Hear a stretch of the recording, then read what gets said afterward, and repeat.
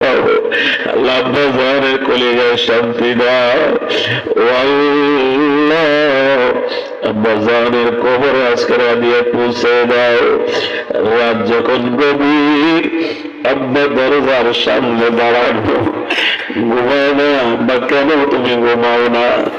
মনারে, যতক্ষণ তুই রাস্তায় থাকস আমার ঘুম হয় না। ও আল্লাহ, এমন আব্বা করে মনকে মন মাটি চাপা দিয়ে রাখি এসছি আল্লাহ। ও আল্লাহ,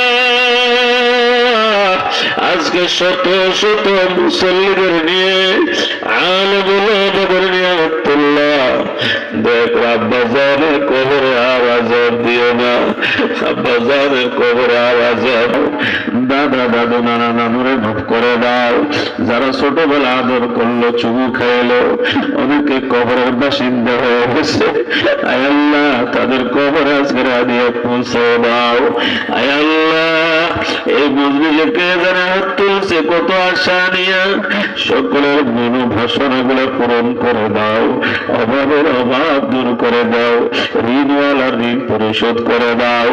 আয় আল্লাহ, বিপদগ্রস্তের বিপদ গুলো দূর করে দাও। নিঃসন্তান বাবারে কোজোড়ে সন্তানের নিয়ামত দান করো। যার ছেলে নাই ছেলের নিয়ামত দাও, যার মেয়ের মতো নিয়ামত নাই মেয়ের নিয়ামত দান করো।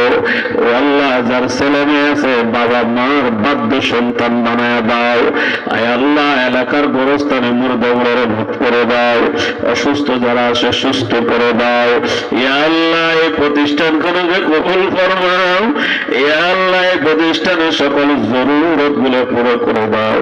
আয় আল্লাহ, দিন দিন তরক্কি দান করো। আয় আল্লাহ, মুদ্দি হয়েছে মাদ্রাসার দরকার, দয়া করে জাগার ব্যবস্থা করে দাও।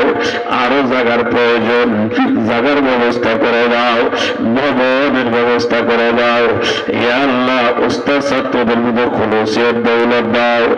মাওলানা আব্দুল রাজ্জাক সাহেবের হায়াতের সুস্থতার বরকত দাও।